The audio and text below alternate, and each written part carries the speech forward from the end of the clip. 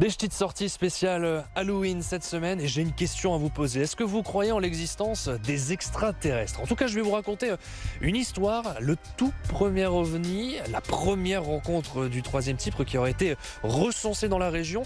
Et c'est à Carouble, petit village à côté de Valenciennes. Allons-y.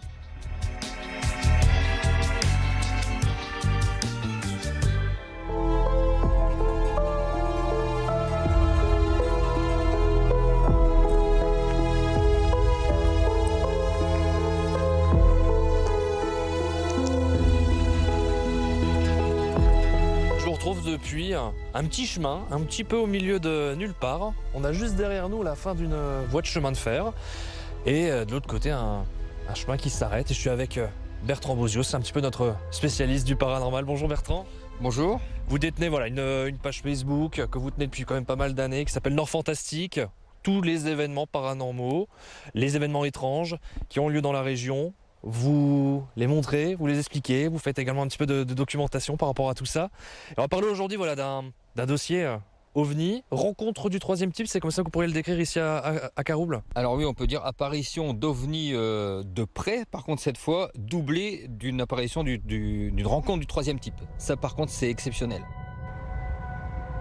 Remontons le temps de 70 ans. Nous sommes le 10 septembre 1954.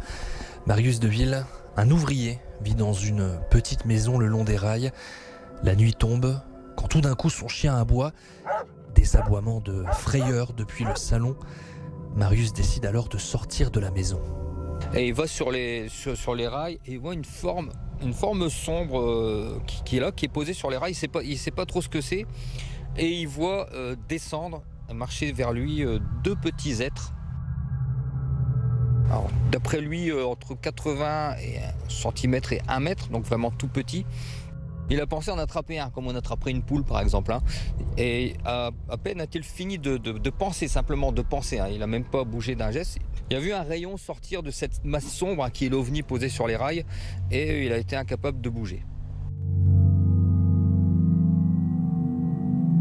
Marius, ensuite, raconte cette histoire et il y a un espèce d'engouement, des questions qui se posent, les gens viennent. Il y a énormément de documents que vous pouvez encore retrouver aujourd'hui, des articles de presse partout dans le monde entier, des documentaires également, des vidéos qui existent encore toujours, qu'on peut voir aujourd'hui. Dans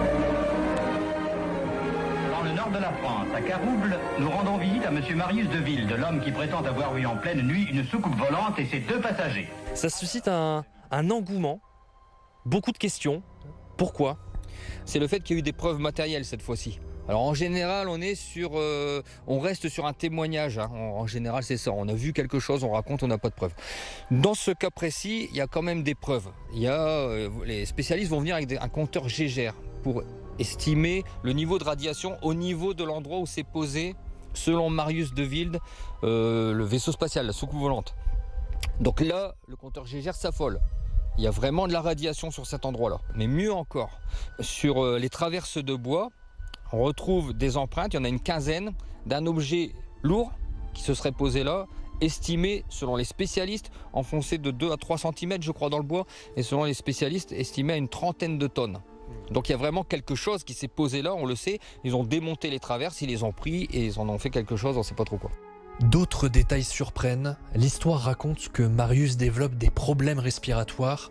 Son chien tombe malade. Des animaux auraient été retrouvés morts dans les champs alentours. Une histoire qui passionne jusqu'aux États-Unis, comme cet article de presse d'Evening Star, un journal de Washington DC. Un retentissement qui aura de lourdes conséquences pour la vie de Marius. Il va disparaître pendant un moment, il va déménager, il va aller à Tours, à mon avis, certainement pour oublier sa vie, la vie qu'il a menée ici après cet événement, parce que c'est un événement qui est loin de lui avoir fait gagner quelque chose. Marius Deville, il a laissé des amis, il a laissé son travail, il y a beaucoup de gens qui l'ont tourné en ridicule, donc il n'avait pas grand-chose à gagner là-dedans. Et on va le voir réapparaître, par contre, vers la fin de sa vie, où il va parler là cette fois-ci en homme libre. On est à peu près en quelle année à ce moment-là? Alors vers 80 il commence à parler, il va vraiment raconter plus précisément les pressions qu'il a subies.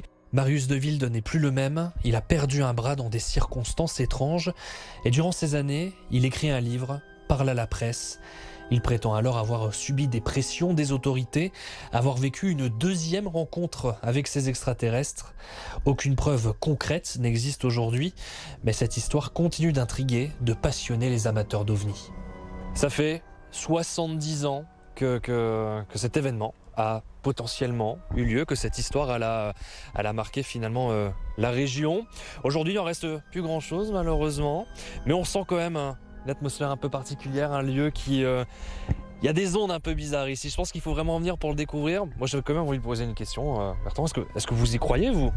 Moi alors, on va me qualifier de grand naïf certainement, mais moi je crois non seulement à ces histoires d'ovnis, comme je crois aux fantômes, hein. Je veux dire, dans la vague de 54 qui a suivi justement cette rencontre du troisième type, on appelait ça la vague française. Donc il y a eu le 16 octobre 54, il y a une apparition à Maubeuge, à Louvroil, à Dourlers, il y a eu des témoignages.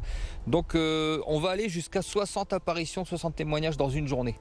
Chacun se fera son opinion là-dessus, hein. Mais pour répondre à la question, moi j'y crois. Oui. Parce que je précise justement vous Bertrand, ce que vous faites avec Nord Fantastique, c'est récolter les informations. Il y a toute une communauté, vous avez des centaines, des milliers de gens qui vous suivent, qui sont passionnés tout comme vous par le paranormal. On parle des extraterrestres, mais on parle également de fantômes, de plein de phénomènes étranges et inexpliqués. Et c'est aussi l'occasion peut-être de découvrir la région différemment avec tous ces mystères qui sont parfois cachés, qu'on ne connaît pas beaucoup.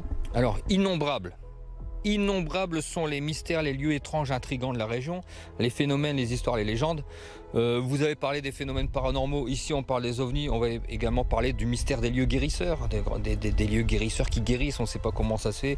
Voilà, il y a plein d'endroits comme ça, des châteaux hantés, des maisons hantées, tout ce qui peut faire rêver, tout ce qui peut titiller l'enfant, réveiller l'enfant qui sommeille en nous, qui nous amène cette grande satisfaction de l'émerveillement, ça foisonne dans la région. Allez, je ne pense pas exagérer en disant que 5 km autour de vous, maximum, vous avez des lieux étranges. Seulement, il faut chercher, il faut sortir un petit peu des sentiers battus, oublier le parcours maison-école, maison-travail, maison-course, et se fourvoyer un petit peu dans les autres sentiers, vous verrez, vous allez découvrir des choses très intéressantes. C'est pas besoin de faire des milliers de kilomètres. Qui sait, peut-être qu'il y a eu quelque chose pas très loin de chez vous. C'est sur cette page Facebook Nord Fantastique, vous pourrez avoir des informations, poser des questions également. Merci beaucoup Bertrand. Est-ce que vous pensez qu'il y a eu des extraterrestres ? Est-ce que les extraterrestres existent ? Est-ce que ce phénomène a réellement eu lieu à Carouble ? Je vous laisse réagir sur nos pages BFM Grand Lille, BFM Grand Littoral. Je vous dis à la semaine prochaine pour une nouvelle édition des Ch'tis sorties. On reste un petit peu dans le mystère et je vous souhaite très bonne fête d'Halloween.